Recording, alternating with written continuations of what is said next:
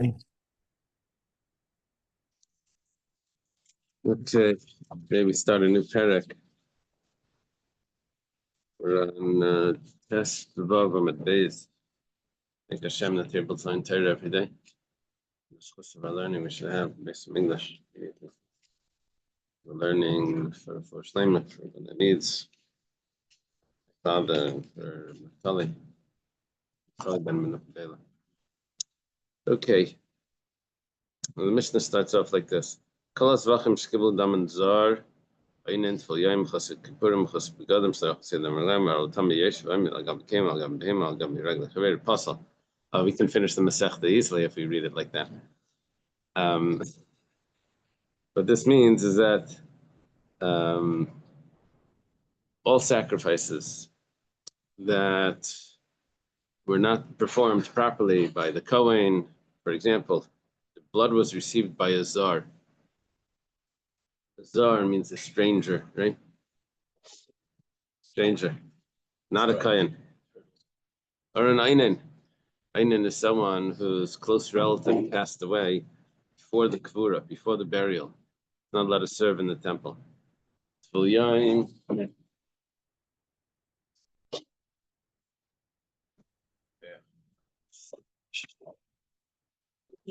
Yaim is someone that went to the mikveh because it was tamei. For example, he touched the sheretz or he touched the corpse, and he has to wait for nightfall till he becomes fully tar, just like we learned in the first Mishnah in Brachas, in order to recite the, in order to eat from the truma. We gave the time for reciting the Shema.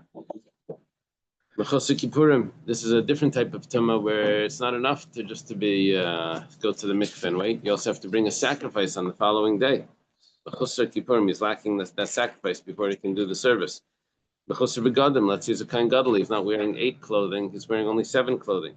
Or he's a regular kain, he's not wearing 4 clothing, he's wearing only 3 clothing. He didn't wash negelvasser. Doesn't mean negelvasser. It means he didn't wash before the avodah. You have to wash your hands. Wash your hands and feet, actually. Oral. Let's say his 2 brothers passed away by their circumcision because they're hemophilia. The blood doesn't clot. So the brothers passed away, so you can't give him a bris because we're afraid that it's going to happen to him. He's an aral, but it doesn't mean that he's allowed to serve in the temple. Tamei, or let's say he actually is tamei, not he's just a tful yaim or mechusek kippurim, which was someone that was tamei that's on his way out of the tumah, but he was actually tamei mamish. He was literally tamei. Yeshiv, if he's sitting down. If he's standing, but he's not standing on the floor, he's standing on top of other utensils that are there, on whatever boxes or something that's in the base of English. They have to have gotten supplies from Costco, come in boxes and or something. Al gabe behema, or he's standing on top of another animal when he's receiving the blood. Al gabe ragli chaver, he's standing on his friend's feet. Why would he be standing on his friend's feet? The base of English floor was very cold. It was marble. So, puzzle. All of those are invalid. Not only is it was he not allowed to do that, but he invalidates the sacrifice. Kibel b'smal, he receives the blood using his left hand. That's also puzzle. He didn't have to. He didn't have to walk it to the altar using his right hand, but he had to receive it using his right hand. Shimon machshir. Shimon allows the left hand for receiving the blood. Okay. So we have a whole bunch of halachas here, and our Gemara is going to want to know what's the source for each one. That's the classic. The plan. Okay, so we start with Zar Minalan. How do we know that in order to do the service in the temple, you need to be a Kohen? And if it's not a Kohen, it will invalidate the sacrifice. Tani Levi taught. Levi was a student of Rebbe. It says, Daber al Aaron vel banav leimar. Speak to Aaron and his son, saying, V'nazir mikach b'nei Yisrael. They should distance themselves. They should stay away from the holies of the Jewish people if they're tamei. Okay. So far, that didn't tell me anything about a Zar. It says, B'nei Yisrael l'mutimai. What does it mean? They should separate themselves from the holies of the Jewish people. What do you mean, the holies? Ilay manashim. If it's when it says B'nei Yisrael, it means the Jewish men. And so a Kohen that's tamei should not invalidate a sacrifice of a Jewish man. But karban nashim b'tumah karav. What do you want to tell me? That if a woman consecrates the animal, then it's allowed to be brought in impurity. Then the Kohen was not warned to stay away from it. Maybe it must mean that if it wasn't a Jew, Bnei Yisrael, and a Kohen that wants to bring a sacrifice of a non-Jew, he's allowed to bring a sacrifice, but maybe it doesn't apply to him the laws of Tumah. Gemara says, 1 second. Hash the tzitz leimaratza, the tzitz, which is the front plate, the plate that went on the forehead.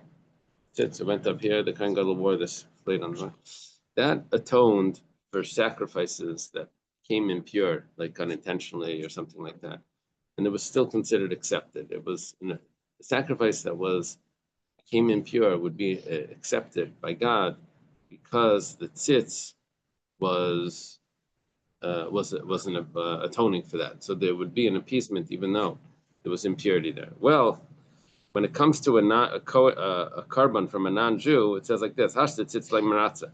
The tzitz does not appease for those types of sacrifices. That's designated. That's donated by the non-Jew. Whether it was unintentional, whether it was intentional, there's no appeasement for that if there was impurity. Now you want to tell me that you're allowed to bring it when the Kohen is tummy? It can't be. So that must not be the pshat. Elahachi kamar. We're going to have to read the pasuk entirely different. We're going to read it like this: the Yinazru mikadshe b'nei Yisrael v'lo yechalu.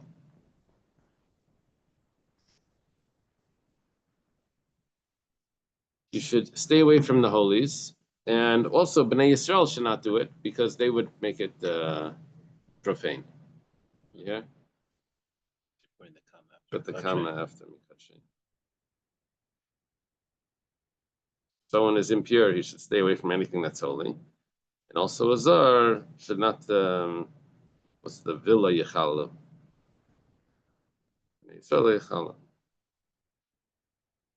I guess on both of them. Villa yechala. Yeah. So there's two things. Nasr Mikache and Bnei Yisrael. They should not do the service. Only Kayanim. Okay, that's our first attempt at understanding this. So they're like a zar.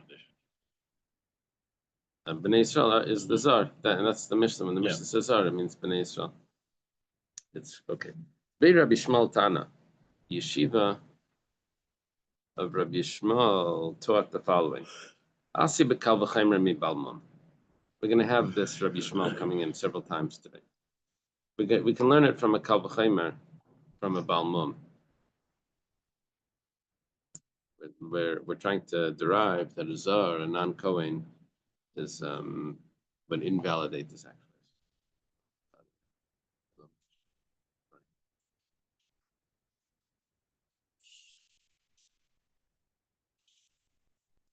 It's like this. Ma balmum sho'ichel. Kohen, let's say a Kohen has a blemish. Yeah, Kohen has a blemish. What do you mean he has a blemish? He's missing a limb or something. So what is he going to do his whole life? He's a Kohen. He can't do the service, but he's still allowed to eat from the sacrifices in the temple. Just because he can't do the service doesn't mean he can't enjoy in the farbrengen. Right? So he's allowed to eat. But if he tries to do the service, he'll make the whole service profane. He'll ruin the whole sacrifice. So when it comes to a stranger, which means someone that's not a Kohen, he's not allowed to eat. If the one with the balmum is allowed to eat from the sacrifices, he just can't do it, but he's allowed to eat. So the zar that's not allowed to eat for sure can't do it. Not only can't he do it, if he does it, he'll become invalid. Gemara says 1 second. This is a kal v'chaimer, which means that it works like this: if a weak person can lift 10 pounds, for sure the strong person can lift. So if the balmum can't do the service, so for sure the zar can't do the service. That's what we're saying. So 1 second, So but it's the in the mum mum is is not stronger. so. The mum is the weaker one.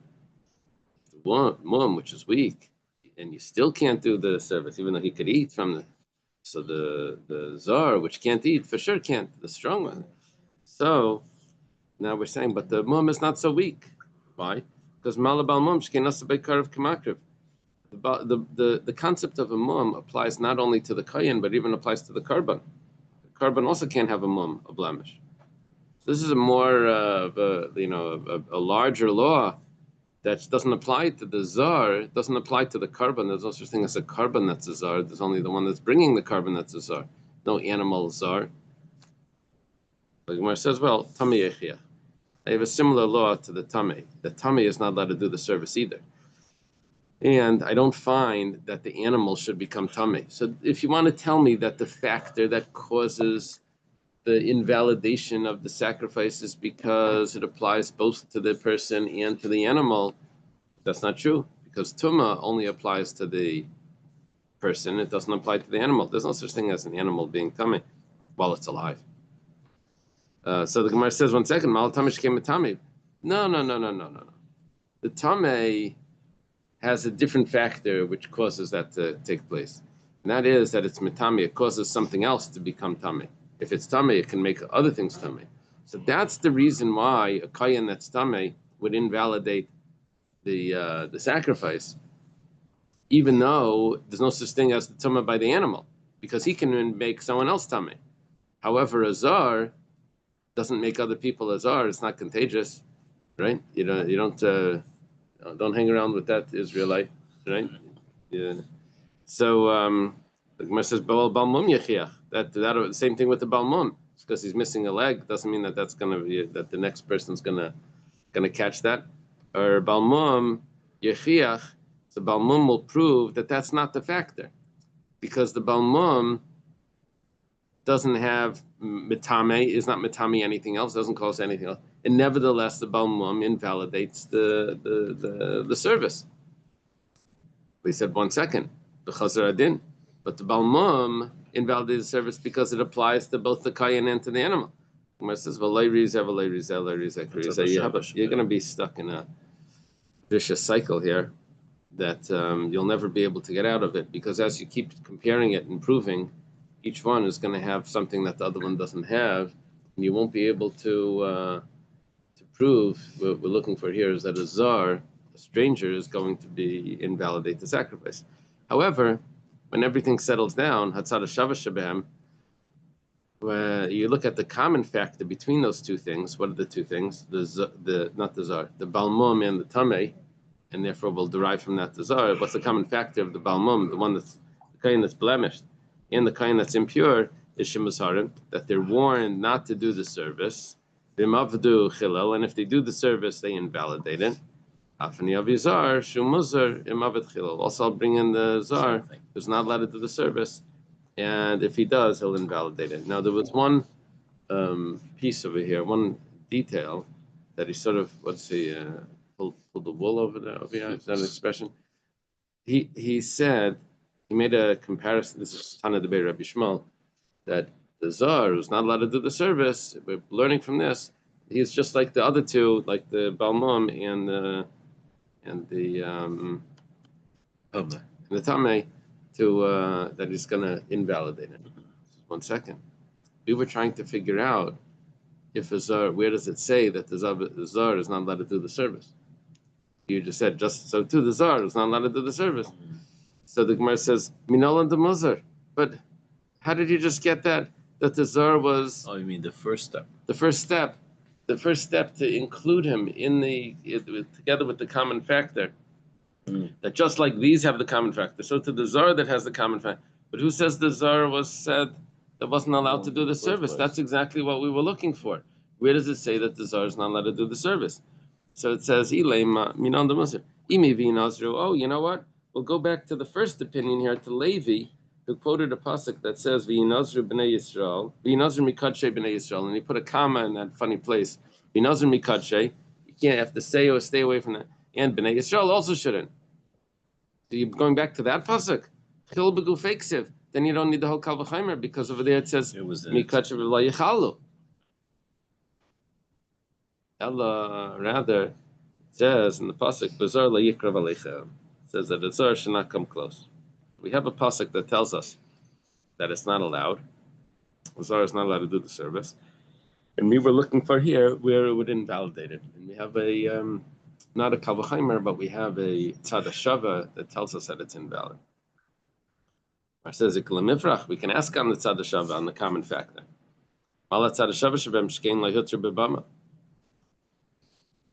When it comes to using an altar, a private altar, which there were times in Jewish history when that was allowed, when the Beis Hamikdash wasn't built yet, we were allowed to use a private altar. It's called the bama.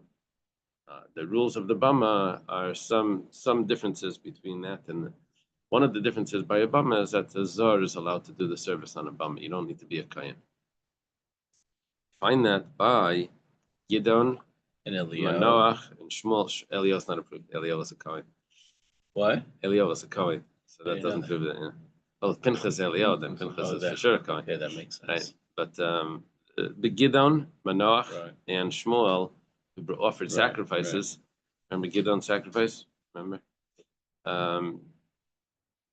And then Manoach offered the sacrifice right after the angel, and then the angel went up with the fire of the sacrifice.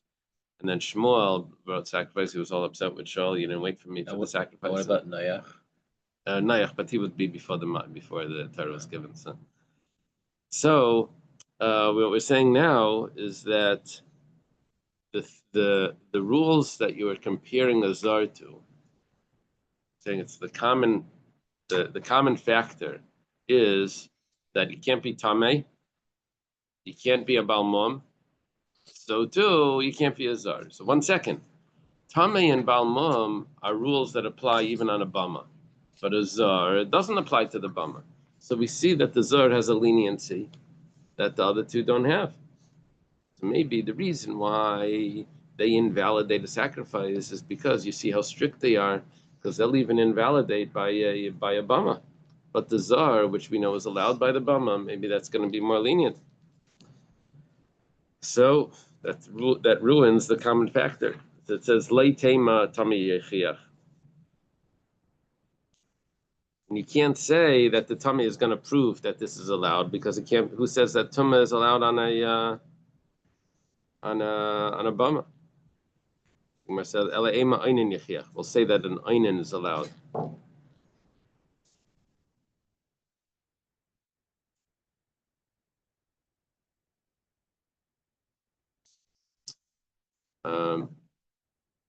Not einin is allowed on a bama. We'll say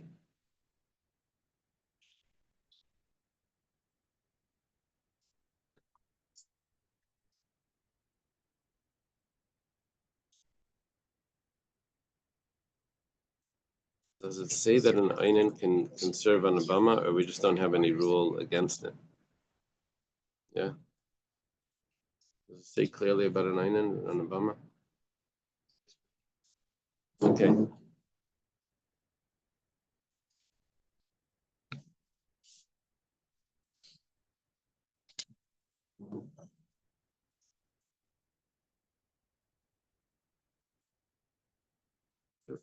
Rashi says that he can't be warned, even if he gets warned. I think that's like comparing it to the previous case.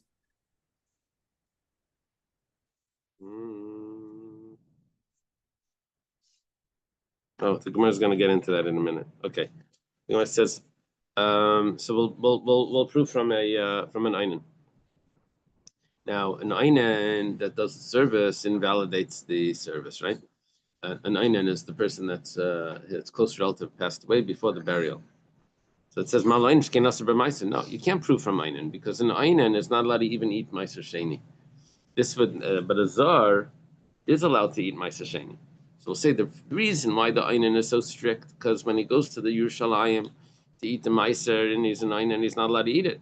But a regular Yisrael that goes to not to Beis Hamikdash, goes to Yerushalayim to eat a second tithing, he is allowed to eat it. So we'll say that doesn't that the einin is much stricter than a zar. It says, well, balmum yechiach, the balmum who is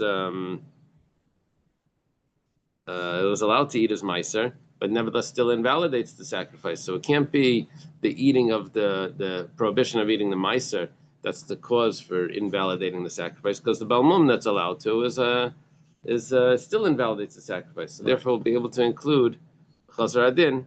We'll go back and forth with this. This is the strength of this, is not like the strength of that. Gemara doesn't have the patience to spell it out, but it's basically the same thing that we said before. The common factor is that that they're warned, and if they do the service, they'll invalidate it. So to the Zar, if he does the service, will invalidate it. And what are we learning this from? We're learning this from the Einen and the Balmum. It says, but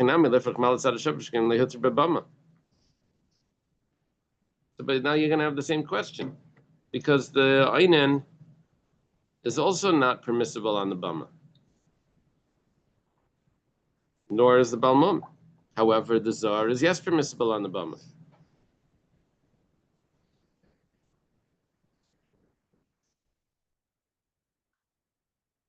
Which one? Danin is allowed in the Bama?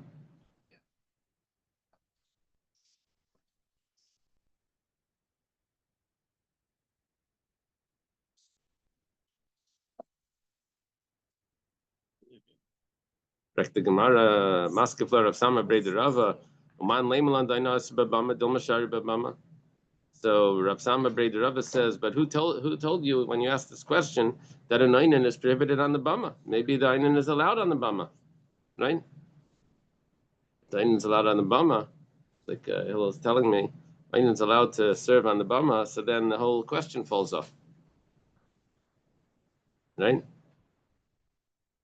Because the Zar is also allowed on the Bama. So we see that it's not being prohibited on the Bama that that causes it to be invalid, because we see the Einen is invalid even though he's allowed, and so the Zar would also be included.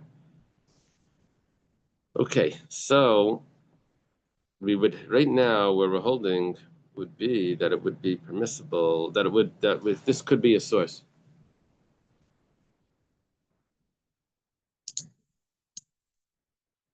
Where it says that the Yetzer Hara is compared to a fly, because when you knock it away, it comes back.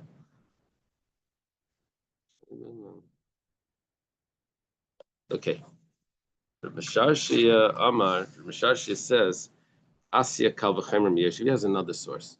He said all of this was like a tzadashava, the common factor. Now it says we're going to learn from Yeshiv. Yeshiv is someone that's sitting. If it goes like this, Ma Yeshiv Sheichel, just like the Kohen is allowed to be sitting when he eats. Yeah. However, but if he's sitting when he does the service, he invalidates the sacrifice. Zar, a stranger, Sheina Eichel, in a dinshim avat chilal. The Zar that's not allowed to eat. For sure, if he does the service, he's going to invalidate it. If sitting was allowed to eat, can't do the service. So a Zar who's not allowed to eat, for sure can't do the service. Follow? The sitting is not so strict because he's allowed to eat the meat of the sacrifice.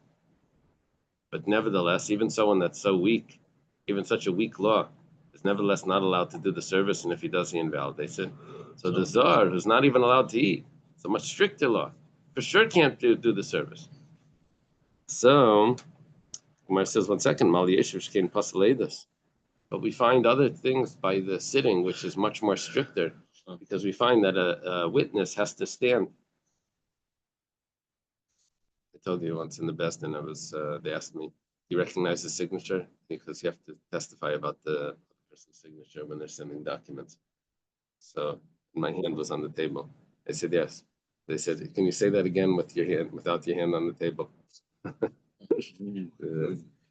So yeah, when you're saying testimony, you can't even lean. Easier to do? Sorry? Easier to do and No, because it looks like you're leaning. You have to stand straight without leaning. So you can't be sitting, you can't be leaning. So Mali Yeshiv Ken Pasaleidas. So the Gemara says, 1 second. There is a special exception for a Talmud Chacham who's allowed to sit. Yeshiv Talmud Chacham. They a dispensation. They let the Talmud Chacham sit when he's saying testimony. says Mal Hashem Yeshiv came basal. So what? So what? You see, you found one. But the fact is that the concept of sitting invalidates testimony, even though you found one person who it doesn't apply to. But that concept is still much stricter, and therefore we're going to say that sitting is something stricter, and that doesn't tell me anything about the zar. That the zar would be invalid for doing the sacrifice. Maybe Yoshev, just the concept of sitting. The Gemara says Shem Yoshev leparach. He doesn't ask that question because we don't. Just the concept of Yoshev is stricter. I mean, we're dealing with the Talmud Chacham, so by him, we would say that it's permissible.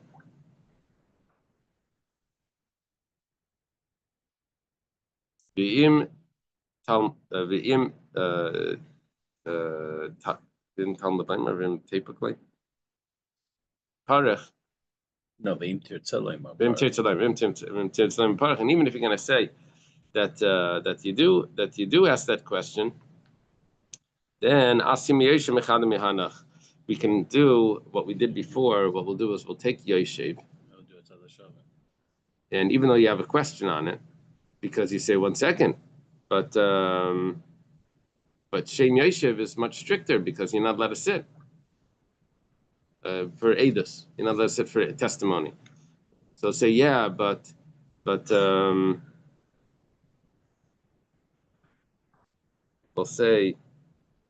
we'll learn from Yoshev that the Kalvachem from Yoshev. We'll say but 1 second, Yoshev is stricter. So we'll say but what about Tameh, what we were saying before, Tameh Yechiach, and then we'll go back and forth to say, but the Tameh makes other things Tameh. We'll say, well, Yoshev doesn't make other things sit, so we'll go back and forth, and we'll have a Tzad Shava. But now the Gemara says, 1 second. In order to do this, you're going to have to say, because we're learning a zar, right?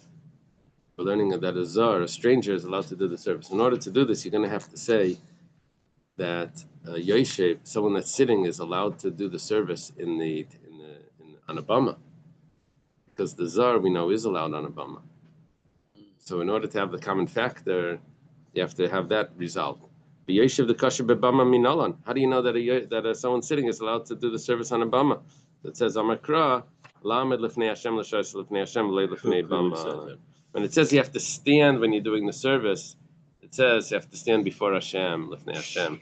That means only in the temple do you need to be standing, but on a bama you're allowed to be sitting. So therefore, Rabbi Shashi's limit would actually work for the zar, to teach us the zar. Okay, now we're holding by Oinen, right? We did number 1. But how many do we have there? We have 1, 2, 3, 4, 5, 6, 7, 8, 9, 10, 11, 12. Yeah, we have 12 things to do. Okay. Einin. How do we know that an Einin is not allowed? Someone that's a close relative passed away before the burial. How do you know that Kayan, whose close relative passed away, is not allowed to do the service? And if he does bring a carbon, the carbon would be invalid. It says Minalan. Where do we know this from? The Ksiv, because it says in the pasuk Min Hamikdash LaYetziv LaYechalal that the Kohen Gadol, even though he's an Einin, continues to do the service in the temple. He does not leave. What do we learn from that? But the different Kayan, he would invalidate. It's only the Kohen Gadol that has a special dispensation that he's allowed to continue doing the service even when he's an Einin. Okay, so that's one source. Rabbi Lazar Amar Mehacha. Rabbi Lazar has another source. It says, "Heine krivu, ani krafti, b'chlal the yinu akriv shapir starf." If you remember, by the inauguration of the temple on Rosh Chodesh Nisan, 2 sons of Aaron died, and there was a whole problem with bringing the sacrifices because they were einanim. Well, the Kohen Gadol, the Aaron, is allowed to bring it. So one of the sacrifices, the goat of Rosh Chodesh, wasn't eaten. Moshe Rabbeinu gets upset. Why didn't you eat the sacrifice? You should have eaten it. This was a special law that was for the inauguration. So is it because you were einanim and that's why you didn't do it? So Aaron says, Heine Krivu, are they the ones that brought the sacrifice? I brought the sacrifice. Okay, now that means that the Kohen Gadol himself is allowed to bring the sacrifice when he's an Einan. But that would imply that if the other ones brought it, then it would have invalidated it. You see, that was the conversation. Based on that conversation, it was understood that it would be invalid if he. Yes, please move over. Okay, so try that. Yeah. Oh no. I mean, iPad, Shas. Under the schach. Probably somebody stole it. Okay. Blame your cleaning lady. She won. What's the story with the maid that went to this farm store? They said, the maid said, I want to buy one of those big books, like the Gemaras. Why do you want to? He said, because I see the place that I work, the husband, he opens up the Gemara, he right away falls asleep. And my husband has insomnia, so I want to get him one. Okay, so the Gemara now says, Rabbi Lezer, my time we just gave two sources for the Einan. We brought it downstairs yesterday. Let's see it. I'll find it for you.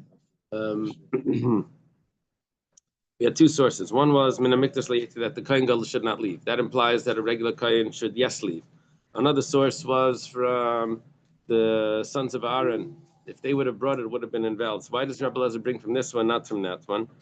Amalach, he says, that was only an implication that you had. It says that the Kohen Gadol doesn't leave. Does it say that everyone else has to leave if they're an Einan? Doesn't say that. That's your own thing. The Idach, what does the other one say? That does learn from that. Why doesn't he learn from Rabbi Lazar? It says Kasavri, because he holds that how do you know that they burnt it because of Aninas? Maybe maybe the concern was because of Tumah.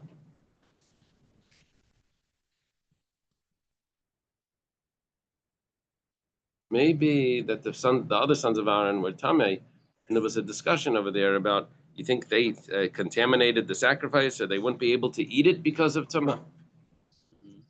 Maybe it wasn't burnt because it was Ninas. Maybe it was burnt because it was impossible to eat.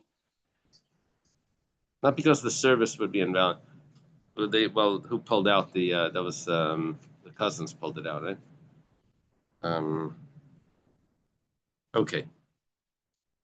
Rabbi Yishmael Tana. We're back to Rabbi Yishmael again. Remember, he had Rabbi Yishmael by the Zar. He made a Kal V'Chomer. Rabbi Yishmael Tana. How do we know that the Einan, someone that a close relative passed away, that he's not allowed to do the service, and if he does, it's invalid. It says Asti b'Kal V'Chomer mi Bal Mum. We're going to learn it from a Kal V'Chomer from the Bal Mum.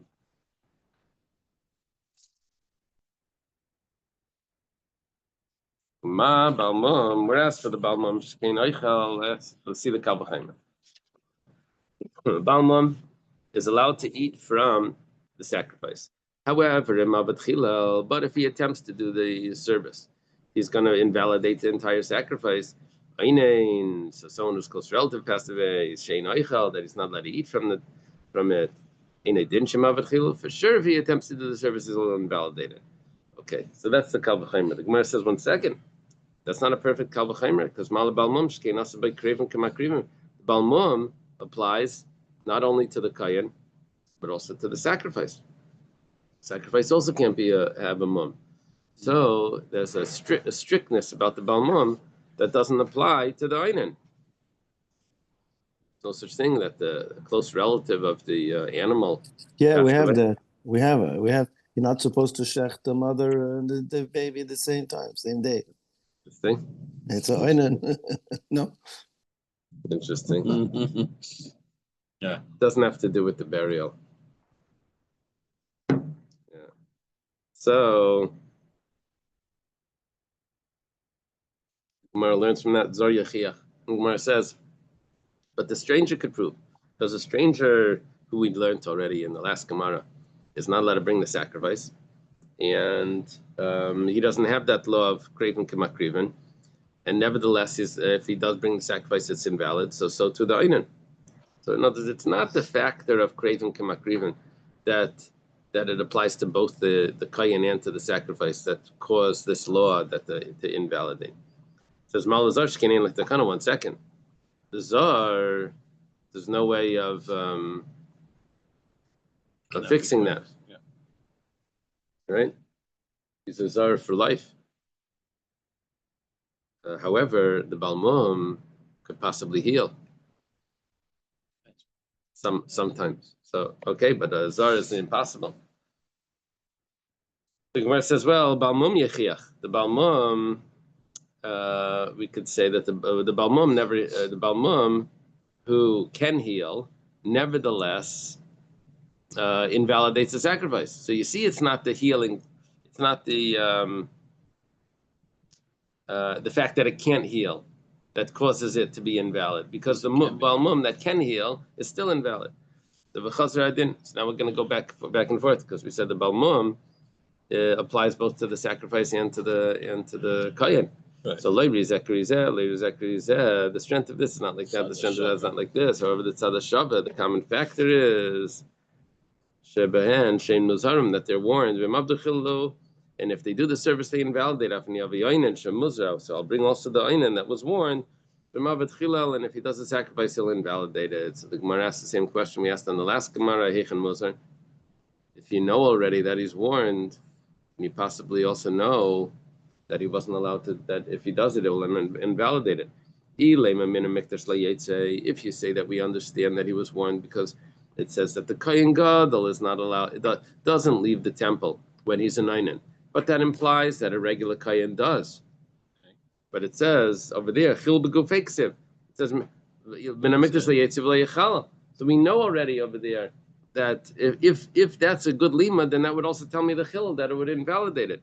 So we're going to learn it from the other source of which Rabbi Eliezer said. No, they're accepting Rabbi Elazar rather, who says that from the conversation of Moshe and Aaron, that his sons did not bring the sacrifice when they were Einim. That tells me that I know that they weren't allowed to bring the sacrifice, but that doesn't tell me that it would invalidate the sacrifice.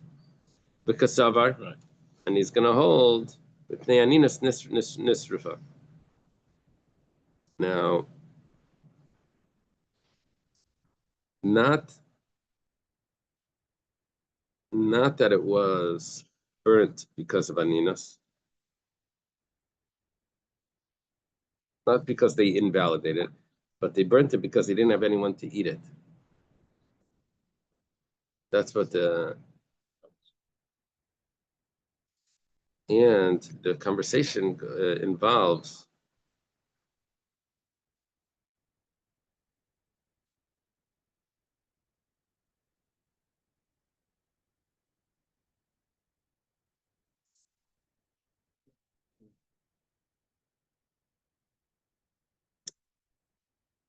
Moshe says maybe you brought it as a nina, so maybe that was the issue. And they said, Aaron responded, they brought it, I brought it. I'm allowed to bring an einan. What's the issue if it's a ninas?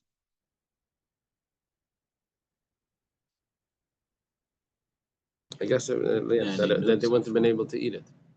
Okay. Now the Gemara says that if that's the case, that we're learning from the Tzad Shava. What's the Tzad Shava? Tzad Shava is by the Balmum and the Zar.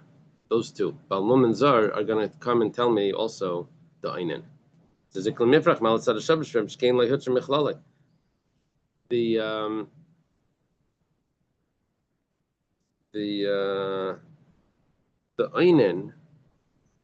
Einan is allowed for the Kohen Gadol is allowed to bring it, is allowed to do a service as an Einan. And you're trying to tell me that if the Einan does the service, it's going to become invalid. And where are we learning that from? From two other cases, which is not allowed by the Kohen Gadol, by the Balmum and by the Zar. It's impossible for the Kohen Gadol to be a Zar. But whatever the case is, I don't have any special dispensations where I can say that, oh, we allow it in certain cases. But by the Einen, I do have that. I do have that where we allow it in certain cases. Einen is allowed by the Kohen Gadol. So you can't tell me, because of those other ones which are stricter, that therefore the Einen is also going to be that strict. Because the Einen has a leniency that the other ones don't have. The Gemara says, well, Tamei Yechiach. Tamei, which is allowed in certain cases, there's a dispensation for Tamei. Where's that? If the congregation is Tamei, then you're allowed to bring the sacrifice. B'tumah. Remember, like the Korban Pesach, where everyone is Tamei. It says Malatamish Kain Mitame, but 1 second. That has a special reason because that gives off Tumah to other things. It says, well, Hanachichiach. I can still learn from the Zar and the Balmum that don't give off anything to anyone else. We're going to go back and forth over here. And that's the common factor is that they're warned, and if they do the service, it becomes invalid. So too, the Einen does the service is invalid. Now the Gemara says, 1 second. If we zoom in on the difference between the Einen and the other ones, so then we won't be able to answer it that Tamei Yechiach. What we'll do is like this. I know that there's a special dispensation by a Kohen Gadol that he's allowed to serve in the temple as an Einen. I also know that there's a dispensation for if the entire congregation is Tamei and they need to bring the sacrifice. So by a tzibur, Tumah is Hutra. Tumah is Hutra b'tzibur.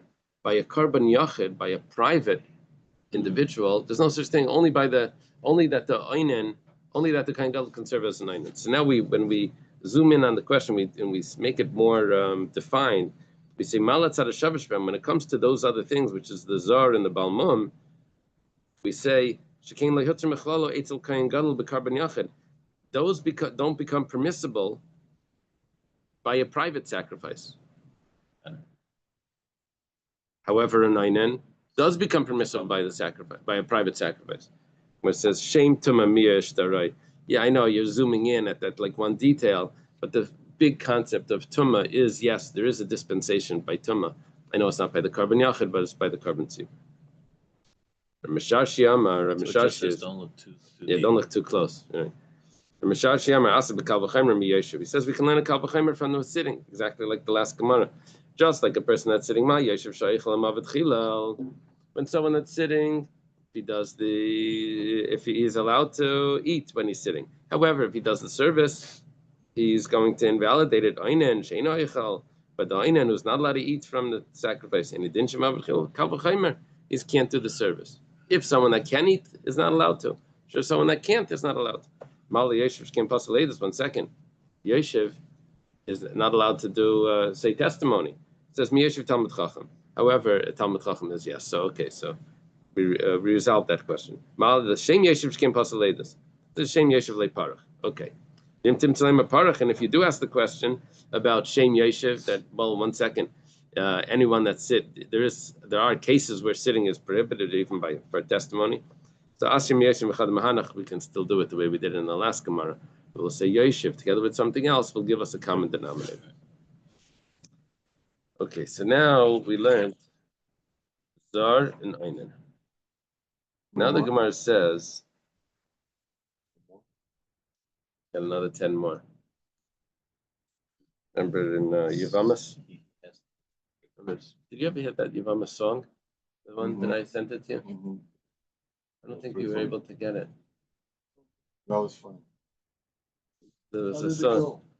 It was about this kid that thought he was gonna learn Yavamas in yeshiva, and he says the first one was so confusing. He says, and then his Rebbe says, "Okay, now we have 14 more. There's 14 different women that you can't." When you hear the song, you'll see it was very fun. Well, I heard the Rambam sheet that says you really can't understand Rambam, so that's why I just understand. Is there a Rambam? Doesn't Rambam say like we really don't understand these No, there's a Rambam that said that we're doing it because in the time that was what was necessary in the time, but it's not really like an intrinsic part of.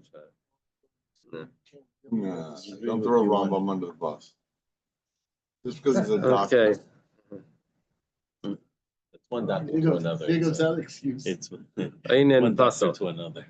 It says that if an Einen does the service, it's invalid. Amar Rava, the Shittim God says Rabba say Leishan ol b'karban yachid, b'karban tzivar miratza. You hear what Rabba is saying? A very interesting chiddush. He's saying that an Einen can't do the service. If he does, it becomes invalid. But just like by Tumah, when it comes to the community, impurity, just like when it comes to the community, they can bring the karban b'tumah.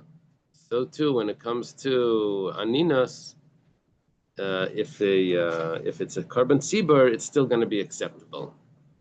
Kavachaymer mitama. It's a kavachaymer.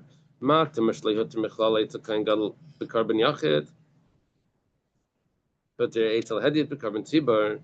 When it comes to tumah, this is a complicated kavachaymer, where there is no dispensation by a kain gadol for a private sacrifice. However, there is a dispensation for an individual, even a hediat, not a kain gadol, by a karban tzibur. So aninas comes to aninas. Shehutra bichlal it's a kain gadol b'karban yachid.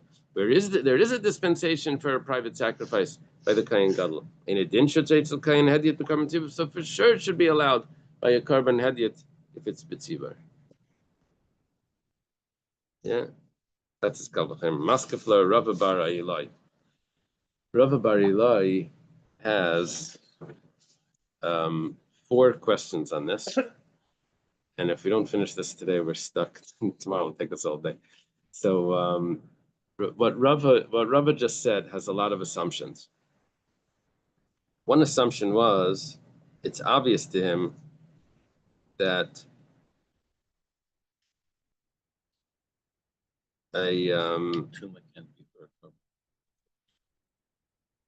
that a kain gadol can't serve the tumah. We only find the heter by tzibur, not by karban yachid. Right. That's one assumption. Another assumption is that a hediat is permissible for tumah if it's karban tzibur. Another thing that's obvious to him is that aninas is permissible by a karban yachid. Maybe it's only by a karban tzibur. And now what we're learning based on that is that aninas by a kain hediat would be permissible if it's a karban tzibur. That's what we're learning. So all of these are all assumptions. So Maskefla Rava Bar Ilai, Rava Bar Ilai asks on each one of these assumptions. He says, I can ask on each of these. He says, first of all, it's actually the third one, but he says, maybe aninas isn't really permissible by a karban yachid. It says, when it comes to tumah, it was permissible by a regular kayan if it's a community sacrifice. However, but it wasn't allowed by a tumah. Impurity wasn't allowed by the kayan gadol. Aninas, which wasn't allowed by a karban tzibur, and it didn't aninas shouldn't be allowed by a karban yachid. Your whole kalvachaymer that you were saying was because aninas is allowed by the kain gadol by a karban yachid, by a private sacrifice. Maybe it's only by a public sacrifice that the kain gadol was allowed to serve, even though a close relative passed away. Second question, betutet, which is really the first thing that Rashi says.